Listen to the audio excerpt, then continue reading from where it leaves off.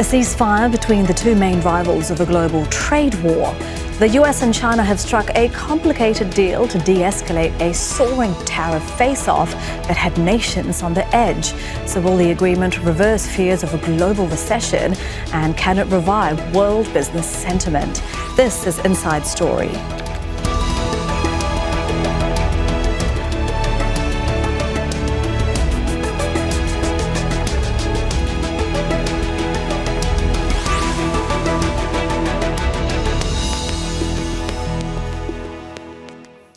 Hello and welcome to the programme. I'm Elizabeth Puranam. The world's two biggest economies have stepped back from the brink after imposing retaliatory tariff hikes at rates never seen before. The US and China have agreed to a truce. Some of the levies have been scrapped altogether, while others have been put on hold. After weeks of considerable strain, many people are looking to see how global supply chains will be affected. Is it the end of the global trade war triggered last month by President Donald Trump? And what does it mean for those countries who were eyeing big investments due to steep duties on China? We'll address those questions with our expert guest soon, but first, Imogen Kimber reports. After 2 days of talks in Geneva, a pause in the trade war between the two biggest economies in the world, the United States of America and China. Since coming to office in January, President Donald Trump imposed US import tariffs on almost every country in the world, saying he wants to reset the trade deficit of the United States, creating fears of a worldwide recession. But the impact was mostly felt by the US's largest trading partner, China. The two countries account for around $600 billion worth of trade, and the trade conflict disrupted global supply chains. The world today is undergoing accelerated transformations unseen in a century, with multiple risks intertwined and overlapping. Only through unity and cooperation can countries safeguard global peace and stability and promote worldwide development and prosperity. There are no winners in tariff wars or trade wars. Bullying will only lead to self-isolation. After more than a month of reciprocal increases in levies, the US agreed to reduce tariffs on Chinese imports from 145% to 30%, and China cut levies on US imports from 125% to 10% for 90 days. We opened up our country to China. They have very few restrictions, and they didn't open their country to us. Never made sense to me. It's not fair. And they've agreed to open China, fully open China. And I think it's going to be fantastic for China. I think it's going to be fantastic for us. Following the announcement, stock markets bounced back up. But US tariffs remain higher than before, with potential duties on specific items like pharmaceuticals, along with a lot of uncertainty. And Trump is also rolling back on tariffs between the UK and the US. Many of his supporters say this turnaround shows how the President of the United States works and displays his mastery of the art of the deal. But after months of global economic turmoil, not everyone agrees. Imogen Kimber, Al Jazeera for Inside Story.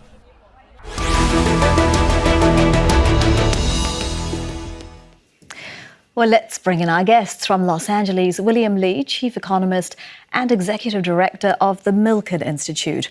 From Beijing is Huiyao Wang, founder of the Center for China and Globalization. And from Manila, Jayanth Menon, visiting senior fellow at the ICE's Yusof Ishak Institute and former lead economist at the Asian Development Bank. A very warm welcome to all of you. William, I'll start with you in Los Angeles. Many economists say that the drop in levies is much higher than expected. What do you think? Well, I think the reason for these levies is because President Trump has a very ambitious agenda to reshape the global financial system in a way that's more appropriate for 21st century trade. The system as it was set up by the U.S. after World War II, where there was only one healthy economy on the planet.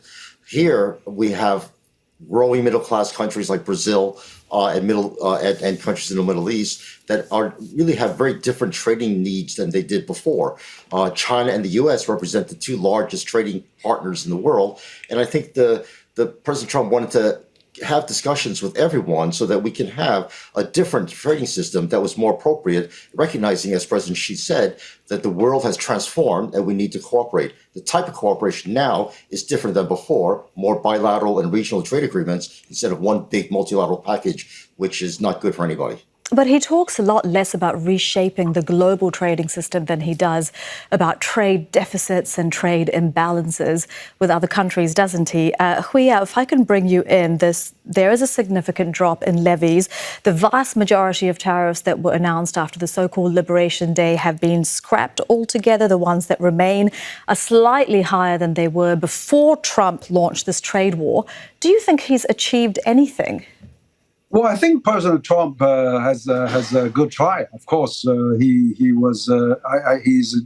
generally interested for the MAGA, for Make America Great Again, and he felt that maybe the old pattern doesn't really work for American advantage now, and so he's trying something new. But I think he's too ambitious, too aggressive, and also too long arms everywhere, and which he itself defeated its purpose and also, isolated the U.S. and also the stock market was tumbling and confidence was declining, and of course also ports are starting to get less busy, and of course most important, consumer they're waiting for late of the year, Christmas, Thanksgiving. They're going to see an empty shelf of the supermarket, and more important, those big giants like Apple, Tesla, Walmart, and all the rest really seen it's hurting themselves. Basically, there was about one-third of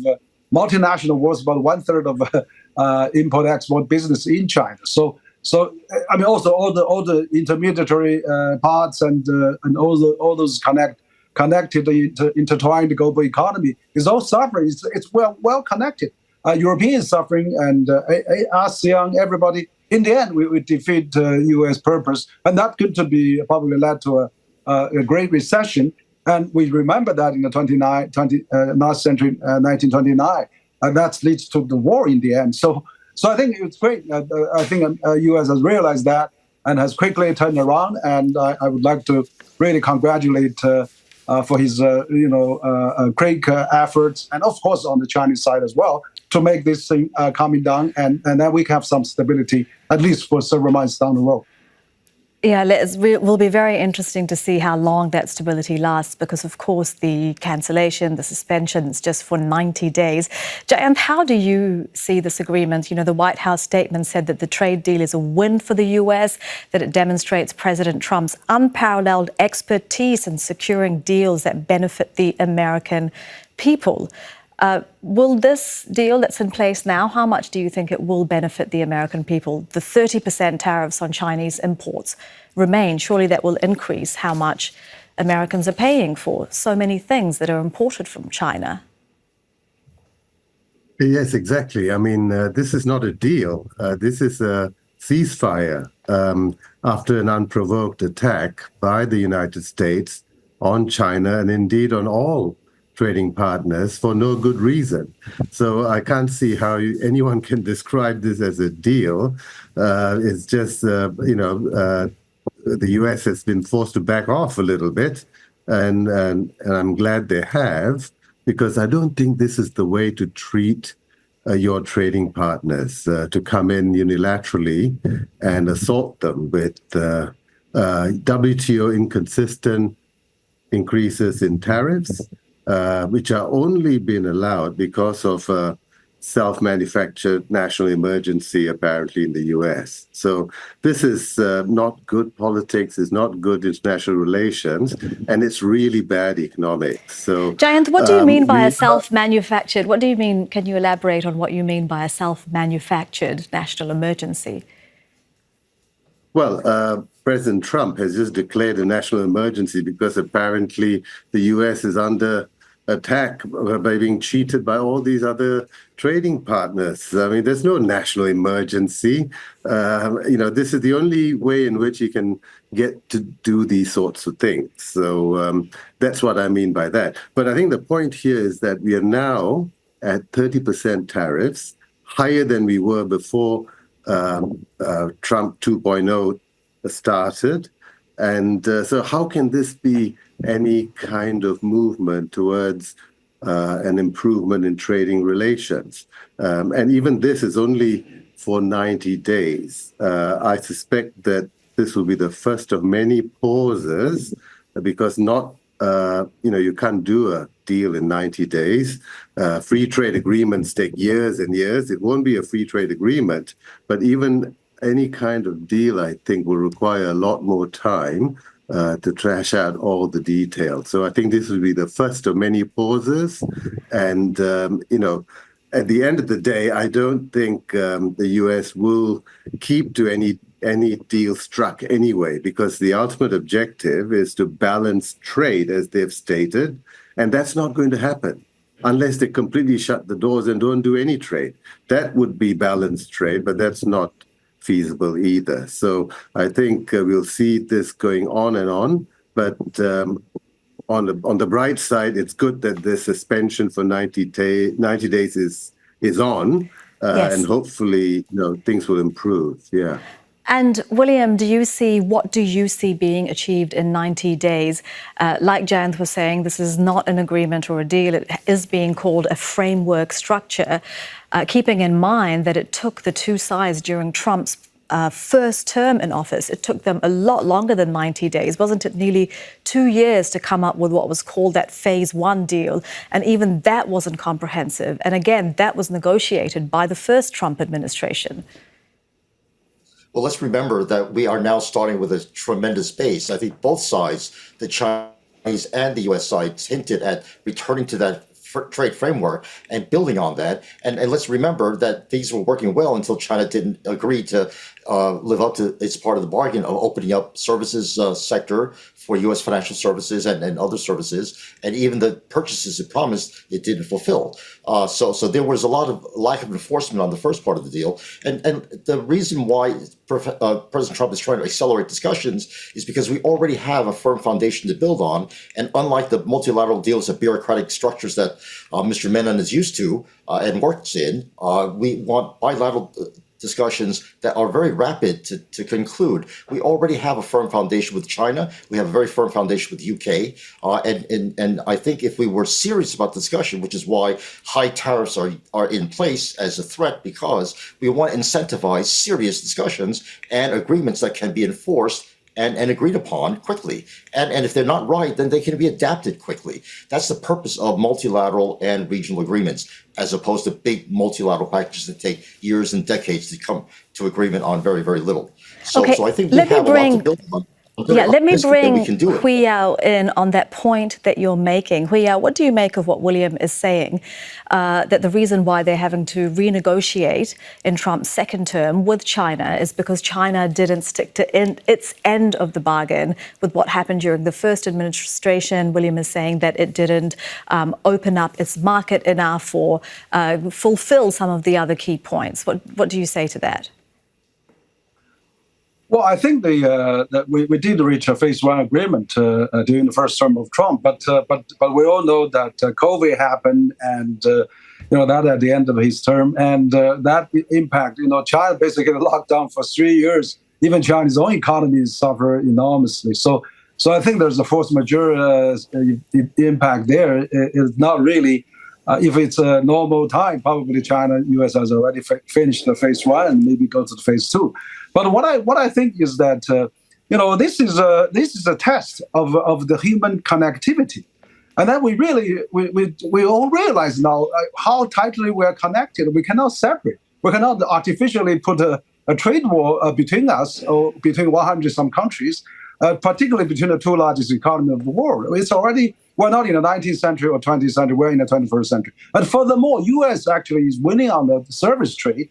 At 1 trillion service trade, 300 billion profit surplus. And then they are having the 6% of a green U.S. dollar as a reserve for all the other countries.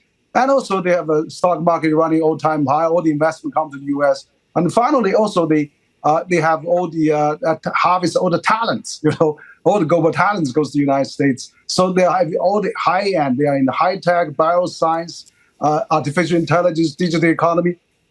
They just can't win every front. So they're talking about what they have abandoned in the past. Those heavy duty, labor intensive, environmental unfriendly. Now they want all that back. Everybody on assembly line with intensive labor. No American wants to do that. So I think a lot of things wishful thinking, but then when they put into practice, they got a lot of resistance, a lot of phone calls, and a lot of industry lobby, and voters just use the stock market to show their displeasure. So I think they are really smart, and quickly they turn around, and I hope that we can all live with 10%. And also this 20% extra on the fentanyl, the former administration of Biden already did a lot of things with China, and the death rate of fentanyl last year dropped to 30% in the U.S. because of China's efforts. So I think that this just one reason they get attention of China to talk, but I think this 20% can be dropped very quickly. Okay, Jayanth, we are talking about how, interconnected the world is, and that decoupling is just not possible now between the US and China. Because of that, we've seen stock markets around the world react to these trade tariffs, and they bounce back up following the announcement. But we don't know what will happen after the 90 days, ends. So what does all of this uncertainty mean, not just for the market, but for businesses, not just in US and China, but again, in all those countries that are part of the same supply chains? Yes, exactly. I mean, we live in a highly interdependent world, as already been mentioned, and we are, a global village. There's so much interconnectivity, especially with China's role in global supply chains.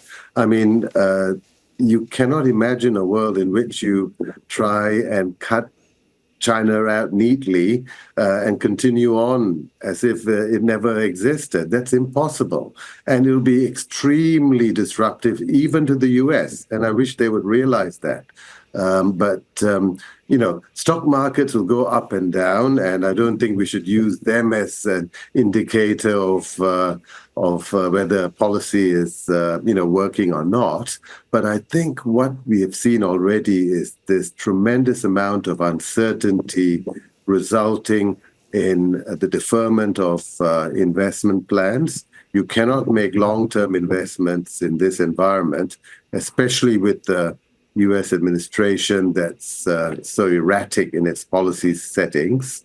You've had pauses, you have exemptions, and you have carve-outs, you have all these things happening, and it's impossible to make any kind of serious decision planning, investment planning and decision-making in this environment. And that means job losses are already on the cards. And unless this kind of uncertainty is dealt with, is removed, this will be very costly to firms in both the US, China, and elsewhere. I think this is something that we cannot continue in this way. Jayanth, the escalation in the past had seen Chinese and foreign firms shift operations from China to Southeast and other parts of Asia. Does the trade war benefit anyone in Asia, or is it just not that simple, again, because of how integrated supply chains are, and nothing is just made in one place, or very few things are? Right. Yes, I don't think there's very few manufactured goods are certainly not made in one place anymore. Some countries in Southeast Asia have seen large increases in foreign investment as these supply chains have reconfigured, and there's been a lot of relocation to avoid the earlier tariffs, the Trump 1.0 tariffs, and the escalation by President Biden. Actually, President Biden was the bigger protectionist than Trump 1.0, we know now, with the measures he brought in and the subsidies and export controls. But there are winners and losers always, but in the long term, this disruption is not good for anyone, really. And so I think that's the takeaway from all of this, that the uncertainty is not good for anyone. Okay, William, economists have talked about how the recent deals we've seen between the US and China and last week between the US and the UK, that they might give us an idea of a cap and a floor of the kinds of tariffs that nations can expect from the US, given that with the UK, where it has the least imbalanced trade, that tariffs of 10% remain. It has the most imbalanced trade with China, which is getting tariffs of 30%, which of course include the 20% because of fentanyl. Is it reasonable that these two numbers set the bounds of where American tariffs could end up this year? Well, Elizabeth, that's a very good question. In fact, that's exactly the point that I think President Trump has been trying to make from the very first day. He said to everyone at this Davos speech in January when he first came into office, invest in the U.S. and you become a partner with the U.S. and you have the benefit of lower taxes, fewer regulation, smaller government, and a protective barrier of tariffs to prevent unfair competition for your investments in the United States. And as Mr. Wong said, the United States is the center for the highest rates of return for global investors. And so it's a good deal. But if you choose to compete, you'll have to pay the price of entry to come to the United States with a tariff barrier. So I think the U.S. and UK deal represents exactly that principle in action.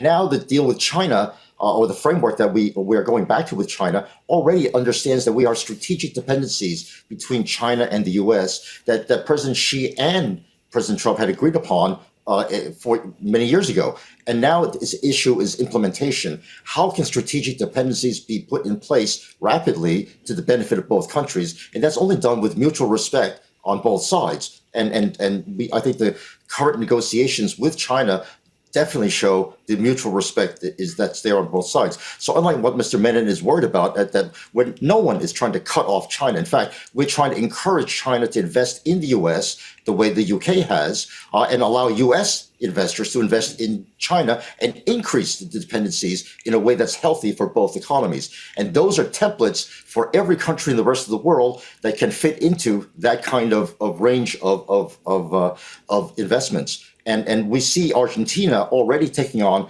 many of the policies that President Trump has put in place. And I think we will see a lot of deals with Latin America and other regions of the world where the U.S. and those regional trade agreements will benefit all. And China has done the same principle in Asia, having many regional free trade agreements to have strategic alliances and strategic dependencies. All right, we've only got about 5 minutes left in the program, and I'd like to get to a couple of other very important points. Hui, let me bring you in. There has been, like William has said, there's been a lot of talk from both sides about mutual respect and understanding, and yet we heard from President Xi Jinping today saying that bullying leads to self-isolation. The state media Xinhua news agency said China's goodwill and patience has its limits. Could you see China walking away from these trade talks with the U.S.? Well, I think China always maintained the principle that let's talk. The door is wide open. But if we really no respect and if there's a bully, China is also well prepared for that. So I think that the trend actually happened in Geneva in the last 2 days was really great. I mean, both countries actually issued a statement, recognized there's a mutually beneficial exchanges and talks and highly cordial and friendly, better than everybody expected. So what I think is that maybe the next round is they're going to have this. Have another organization, probably Ministry of Homeland Security and Ministry of Public Security of both countries will talk soon on this fentanyl, and hopefully that 20% fentanyl can be quickly dropped as well. And I agree with you, Bill, that William just said, that let's reinforce the bilateral investment, which is the best way to cement further connectivity. And just like what the Japanese did in the 80s, 90s, have a massive investment in the U.S., where China is a lot of company interested in investing in the U.S. Unlike a U.S. company, 70,000 U.S. company invest in China, generating, billions or hundreds of billions of, business. And as a matter of fact, the U.S. company sells $400 billion more than the Chinese company selling in the U.S. That's already equaled the trade deficit. So if you really calculate, U.S. probably is on the positive side. So I think it's in both countries, and particularly, as China said, for the world interest to maintain this agreement and And so both Certainly US and China it is largest in both economy countries and, should of have more course, in responsibility. many other nations. I mean, the world's interest. But Jayanth, are you as optimistic? I mean, you've written in the past about how Trump's tariffs could lead not just to an all-out trade war, but the kind of situation that we saw in the US after the Great Depression in 1930, when it unilaterally imposed tariffs, around 900 tariffs, prolonging the Great Depression, and also seeing, trade contracting, world trade contracting by a startling 66% at that time. Exactly. Yes. So we've been through this before. This is not something that's completely unknown to us, and this is why I think we shouldn't be surprised by what happens. We should learn from history.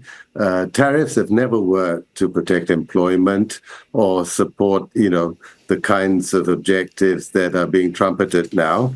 The lessons from history is that trade liberalization and openness has involved great improvements in living standards, in growth, in economic welfare. This level of tariffs that were proposed between US and China basically kills off trade. And now to say that they're coming together because they realize their strategic interdependence and they're reducing them for 90 days doesn't seem to make much sense to me. I think if you really recognize these sorts of things, you work together, right, in setting up a closer trading relationship. And also, I think it would be great if countries invested in each other, but then you can't then try and penalize value added in each other's countries. All right, we have just 1 minute left, so let me give William the last word. How do you see this unfolding over the next 3 months, or is it impossible to predict because of Donald Trump? I think Mr. Wong already predicted very well how the discussions will proceed. They will proceed very rapidly, and I agree with him, because China and the U.S. see the mutual interest in going very rapidly. It's unfortunate that Mr. Menon refuses to see that tariffs were the things that incentivize these serious discussions, and they were not put on to protect, they were put on to incentivize cooperation. And that's exactly what's going on right now. All right, I'm afraid that we have run out of time, but I'm sure that we'll be talking about this again in the near future. For now, I'd like to thank William Lee in Los Angeles, Huiyao Wang in Beijing, and Jayanth Menon in Manila. And thank you too for watching. You can see the program again anytime by visiting our website, aljazeera.com. And for further discussion, do go to our Facebook page. That's facebook.com/AJ Inside Story. You can also join the conversation on X. Our handle is @AJ Inside Story. From me, Elizabeth Puranam, and the whole team here, bye for now.